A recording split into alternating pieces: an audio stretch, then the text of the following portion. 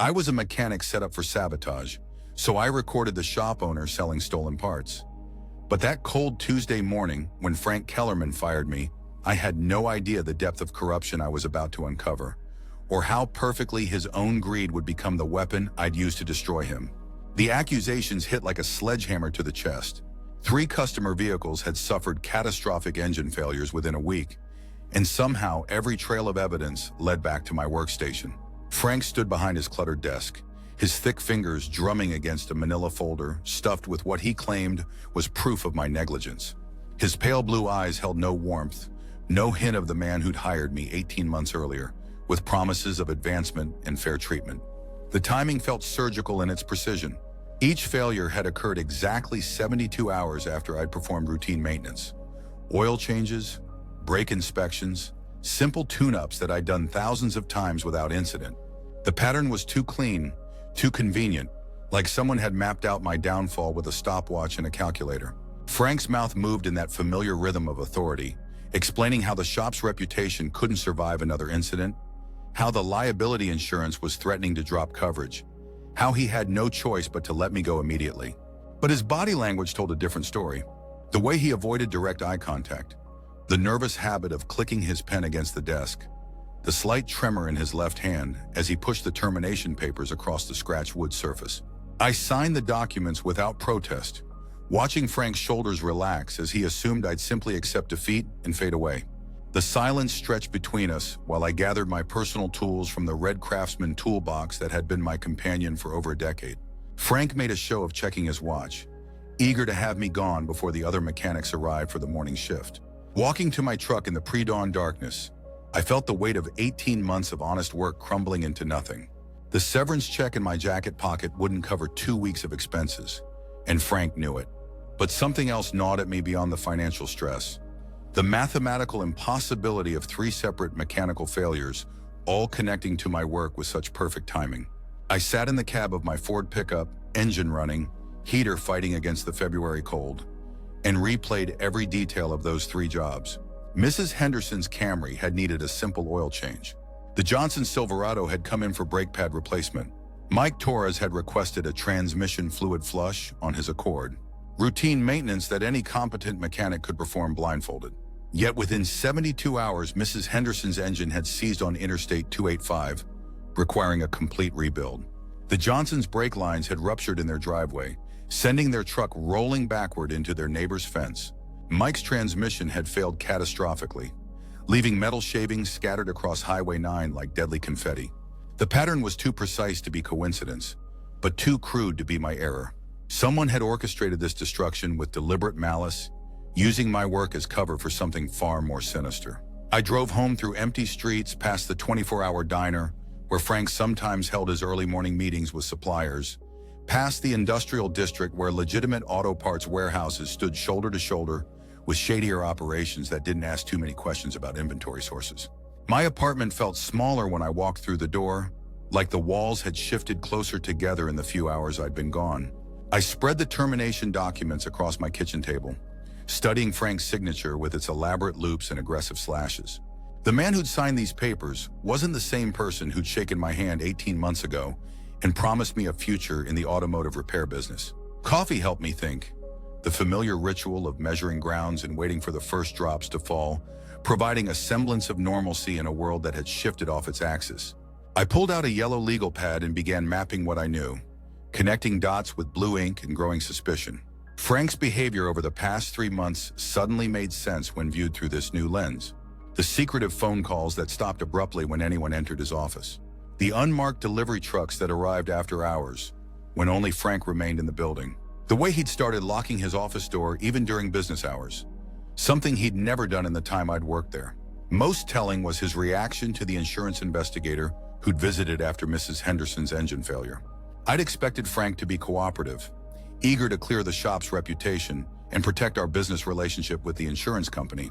Instead, he'd been nervous, almost hostile, rushing the investigator through an abbreviated inspection and declining to provide certain maintenance records that should have been routine to share. The investigator had been particularly interested in our parts sourcing procedures, asking detailed questions about how we verified the authenticity and quality of replacement components. Frank had deflected most of these inquiries, claiming proprietary business information, but I'd seen the sweat beading on his forehead despite the air conditioning running full blast. I spent the rest of that first day making phone calls to former colleagues, carefully probing for information without revealing my own situation. The automotive repair community in our city was surprisingly small, and rumors traveled faster than gossip at a high school reunion. By evening, I'd assembled a disturbing picture of Frank's recent business practices. 3 different mechanics mentioned unusual parts availability at Kellerman's shop, components that were supposedly back-ordered everywhere else, but somehow always in stock when Frank needed them. 2 shop owners had heard whispers about below-market pricing on certain high-end parts, pricing that didn't make sense unless corners were being cut somewhere in the supply chain. Most intriguing was a conversation with Danny Reeves, who ran a competing shop across town.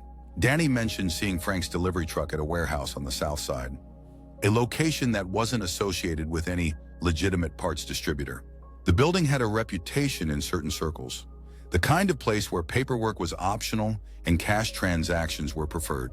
I drove past that warehouse the next morning, noting the minimal signage and the security cameras that seemed more interested in watching the street than protecting the building's contents.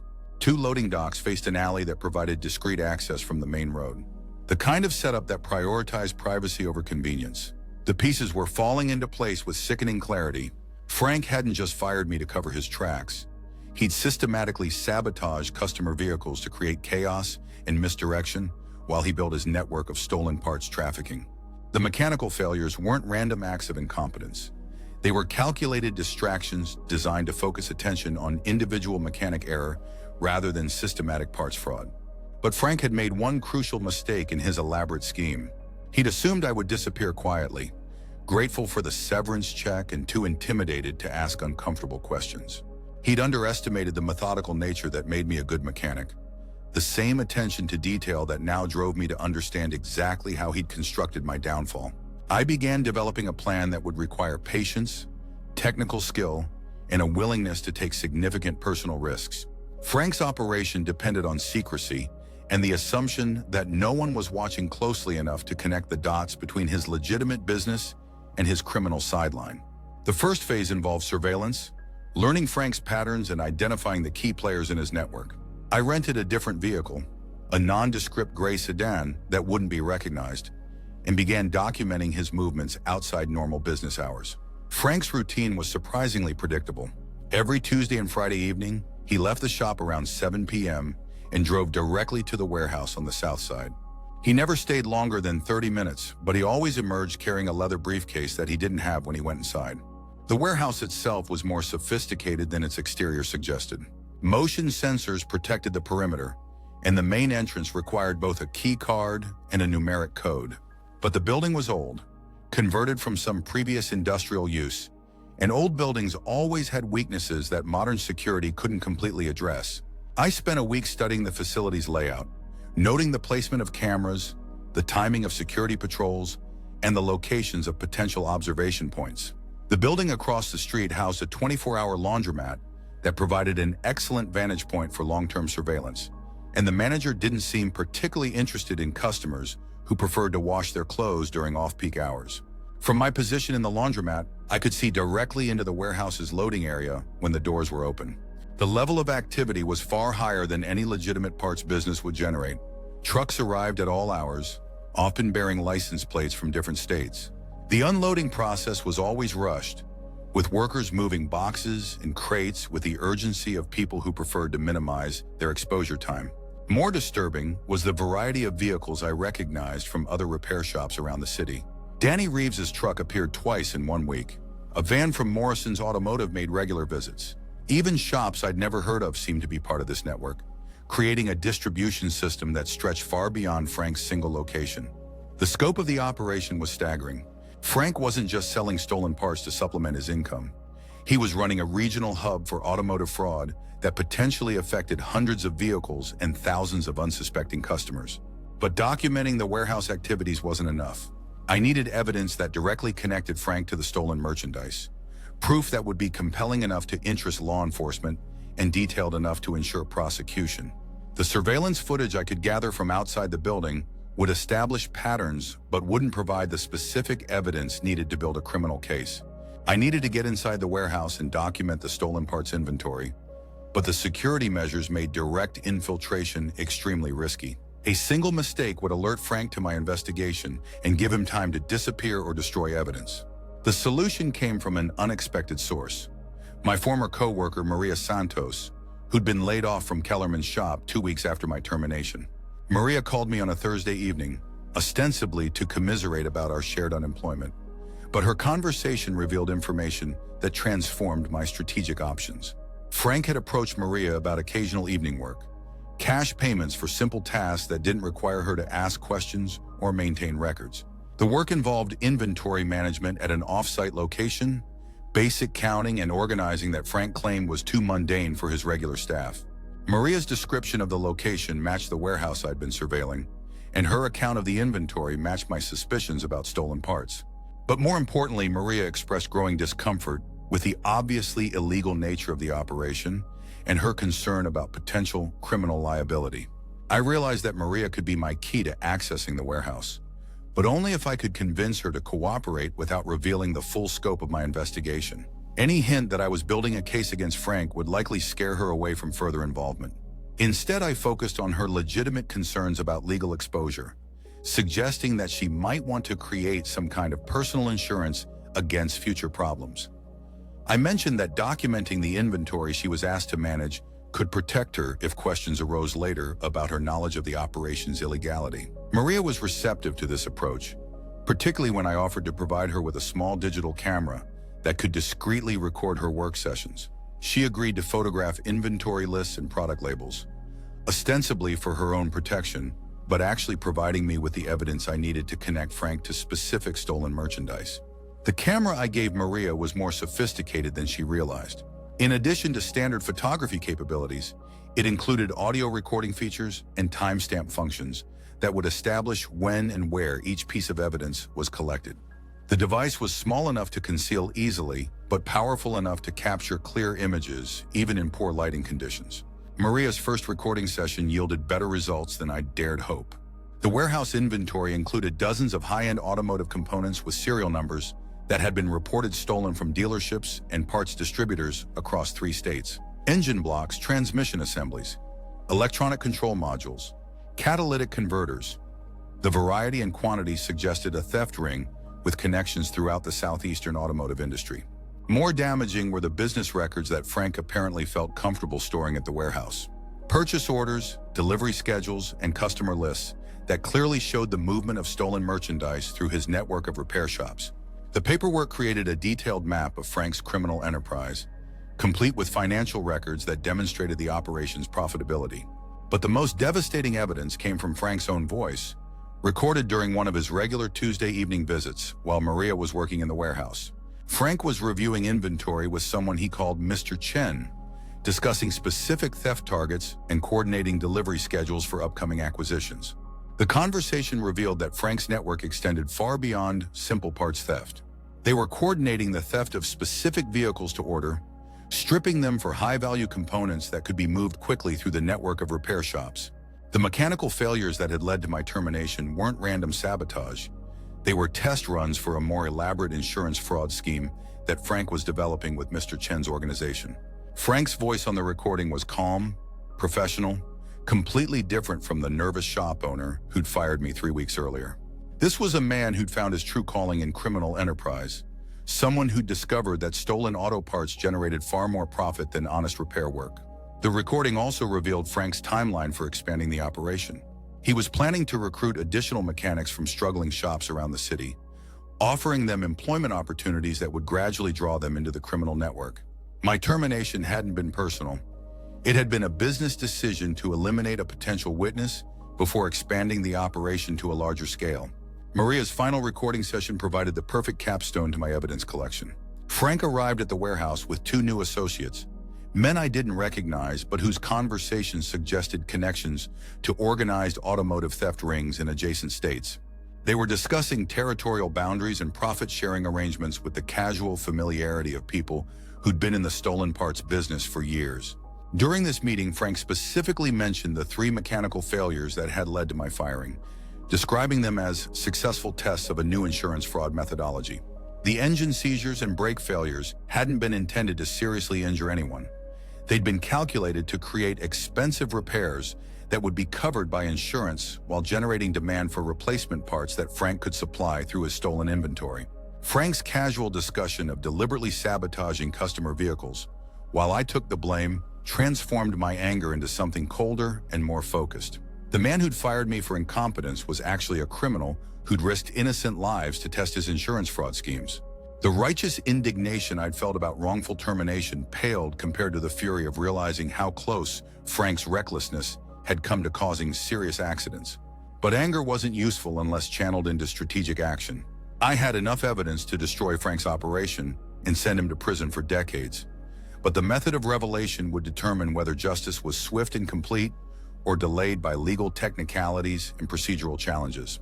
Law enforcement would eventually investigate and prosecute, but the criminal justice system moved slowly and often allowed clever criminals to escape serious consequences through plea bargaining and legal maneuvering.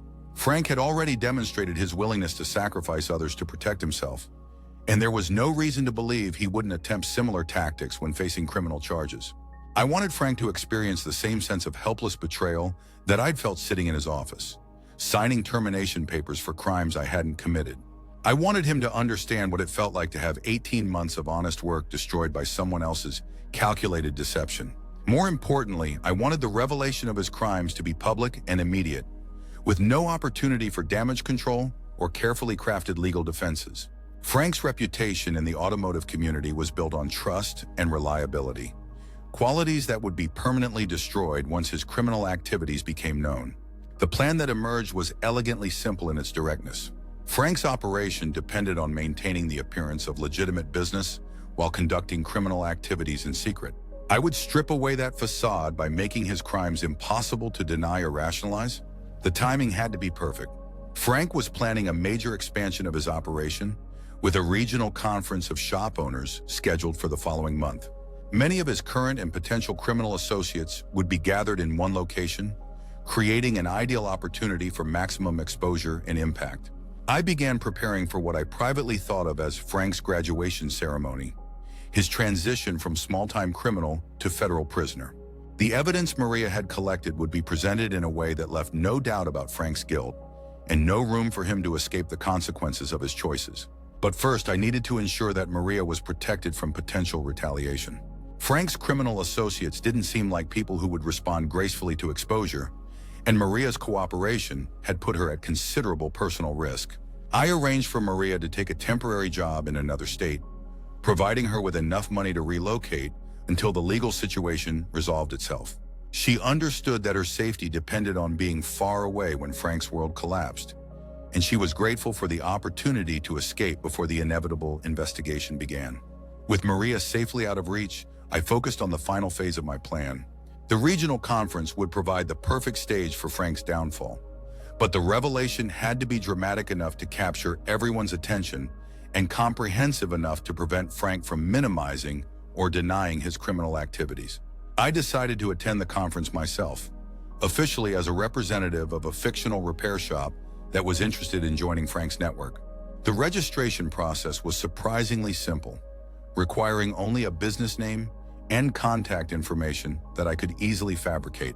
The conference was held at a downtown hotel, with sessions covering topics like inventory management, supplier relationships, and customer service excellence. Frank was scheduled to present a workshop on cost-effective part sourcing, a topic that took on sinister new meaning given what I knew about his actual procurement methods. I arrived early on the morning of Frank's presentation, taking a seat in the back of the conference room where I could observe without drawing attention. Frank appeared confident and relaxed as he set up his laptop and reviewed his presentation notes. He'd prepared a detailed slideshow about reducing parts costs through strategic supplier relationships, complete with graphs and charts that painted his criminal enterprise as innovative business practice. The irony was almost overwhelming. Frank was literally teaching other shop owners how to improve their businesses by adopting his criminal methods, presenting theft and fraud as legitimate competitive advantages. The audience of honest mechanics and shop owners had no idea they were receiving instruction in automotive crime from one of the region's most successful parts thieves. Frank began his presentation with the smooth confidence of someone who'd delivered similar talks before. He discussed market trends, supplier negotiations, and inventory optimization with the authority of a successful businessman sharing hard-earned wisdom with his peers. But as Frank clicked through his slides, I was uploading Maria's recordings to the conference's public Wi-Fi network, creating files that would be accessible to anyone with basic computer skills. The timestamp on each recording would establish when and where the evidence was collected, and the quality of the audio would make Frank's voice clearly recognizable to anyone who knew him. 20 minutes into Frank's presentation, I sent an anonymous email to every attendee of the conference, providing links to the uploaded recordings and a brief explanation of their significance. The subject line was simple and direct: Frank Kellerman's real parts sourcing methods. The transformation in the conference room was immediate and devastating. Phones began buzzing with notification sounds as attendees received the email and began accessing the recordings. Frank continued his presentation for several more minutes, unaware that his audience was listening to audio evidence of his criminal activities. The first sign of trouble came when someone in the front row stood up and walked out without explanation. Then another attendee followed, and another, until a steady stream of people were leaving the room while Frank was still discussing the benefits of flexible supplier relationships. Frank's confidence began to waver as he realized something was wrong. His smooth delivery became halting and uncertain as he tried to understand why his audience was abandoning his presentation. He attempted to regain control by asking if there were technical problems with the audio system, but no one answered. The moment of truth came when Jack Morrison, owner of Morrison's Automotive and one of Frank's criminal associates, stood up in the middle of the room and accused Frank of recording private conversations without consent. Jack's face was flushed with anger and fear as he demanded to know how Frank had obtained audio recordings of their warehouse meetings. Frank's reaction was everything I'd hoped for and more. His face went pale as he realized that his criminal activities had been exposed to an audience of his peers and potential business partners. He tried to deny the recordings' authenticity, claiming they were fabricated by disgruntled former employees, but the distinctive details in the audio made his denials sound desperate and unconvincing. The conference room erupted into chaos as attendees compared notes about the recordings and began connecting dots about Frank's suspicious business practices. Shop owners who'd received below-market pricing on parts from Frank suddenly understood the source of his competitive advantages. Mechanics who'd noticed quality problems with certain components realized they'd been installing stolen merchandise in customer vehicles. Frank made a panicked attempt to leave the conference room, but his path was blocked by angry shop owners demanding explanations about the stolen parts they'd unknowingly purchased. The crowd's mood was turning ugly as people realized how Frank's criminal activities had potentially exposed them to legal liability and damaged their own reputations. I watched Frank's desperate attempts to escape responsibility with the cold satisfaction of someone who'd spent weeks planning this exact moment. The man who'd fired me for crimes he'd committed was now facing the consequences of his own calculated deceptions, and there was nowhere for him to run. The conference hotel security arrived within minutes, followed quickly by local police who'd been contacted by several attendees. Frank's criminal associates melted away into the crowd, but Frank himself was trapped in the center of the chaos he'd created. As police took Frank into custody, I slipped out of the conference room and walked to the hotel lobby, where I could observe the aftermath without drawing attention to myself. Frank was led past me in handcuffs, his face a mask of defeat and disbelief. He'd gone from successful criminal to federal prisoner in less than 30 minutes, destroyed by evidence he'd never known was being collected. The local news stations arrived at the hotel within hours, drawn by reports of a major automotive theft ring being exposed at an industry conference. Frank's arrest became the lead story on the evening news, complete with details about the warehouse operation and the network of stolen parts that had been distributed throughout the region. The investigation that followed was swift and comprehensive. Federal agents raided the warehouse and seized enough evidence to support charges against dozens of individuals connected to Frank's operation. The stolen parts inventory alone was valued at over $2 million, representing theft from automotive businesses across multiple states. Frank's legal troubles extended far beyond simple theft charges. The deliberate sabotage of customer vehicles to test insurance fraud schemes elevated his crimes to reckless endangerment and conspiracy charges that carried potential sentences of decades in federal prison. But the most satisfying aspect of Frank's downfall wasn't the criminal charges, it was the complete destruction of his reputation in the automotive community. Shop owners who'd known Frank for years publicly distanced themselves from his business practices. Suppliers canceled contracts and demanded payment for outstanding invoices. The Kellerman's automotive brand became synonymous with criminal fraud, making any future business ventures impossible. Frank's attempt to sacrifice me for his criminal activities had backfired spectacularly. Instead of eliminating a potential witness, he'd created an enemy with the motivation and skills necessary to expose his entire operation. His calculated betrayal had become the instrument of his own destruction. 3 weeks after Frank's arrest, I received a job offer from Danny Reeves at his shop across town. Danny had heard about my wrongful termination and was impressed by what he called my dedication to exposing criminal activity in the automotive industry. The salary was higher than what Frank had paid, and Danny's reputation for honest business practices made the position appealing. On my first day at the new job, I found a newspaper clipping on my workbench. The headline read, "Former shop owner pleads guilty to federal theft charges," and the accompanying article detailed Frank's plea agreement that would send him to federal prison for 8 years. The mechanic who'd left the clipping, an older man named Pete who'd worked with Danny for over a decade, caught my eye and nodded toward the newspaper with grim satisfaction. Pete had heard about my situation through the automotive community's informal network, and he wanted me to know that Frank's conviction was being celebrated by honest mechanics throughout the region. I folded the newspaper clipping and placed it in my toolbox, a reminder of what happened when criminals underestimated the determination of the people they betrayed. Frank had assumed I would disappear quietly after being fired, but his assumption had been based on fundamental miscalculations about my character and capabilities.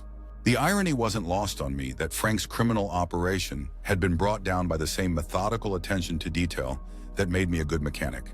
He'd been undone by evidence collected with the same systematic approach I used to diagnose complex automotive problems. 6 months later, Maria returned from her temporary relocation with a job offer from a legitimate parts distributor who'd heard about her role in exposing Frank's operation. Her courage in collecting evidence had earned her a reputation for integrity that opened new career opportunities and restored her confidence in the automotive industry. The federal investigation continued to expand, ultimately resulting in charges against over 40 individuals connected to the stolen parts network. Frank's cooperation with prosecutors earned him a reduced sentence, but it also ensured that his criminal associates received lengthy prison terms for their roles in the operation. I never spoke to Frank again after his arrest, but I occasionally saw news reports about his legal proceedings and eventual imprisonment. Each update about his case brought the same cold satisfaction I'd felt watching him led away in handcuffs from the hotel conference room. Frank had taught me valuable lessons about the criminal potential that lurked beneath the surface of legitimate businesses, but he'd also demonstrated the vulnerability of criminals who became overconfident about their abilities to manipulate and control other people. On quiet evenings in my apartment, I sometimes thought about the sequence of events that had transformed me from victim to instrument of justice. Frank's decision to frame me for sabotage had been calculated to protect his criminal operation, but it had actually created the conditions for his own destruction. The mechanic he'd tried to destroy had become the architect of his downfall, and the evidence he'd thought was safely hidden had been systematically collected and preserved for the moment when it would cause maximum damage to his criminal enterprise. Frank Kellerman had learned too late that some betrayals carry consequences far beyond what the betrayer imagines possible, and that the victims of calculated deception sometimes possess the patience and skills necessary to ensure that justice, however delayed, is ultimately both swift and complete.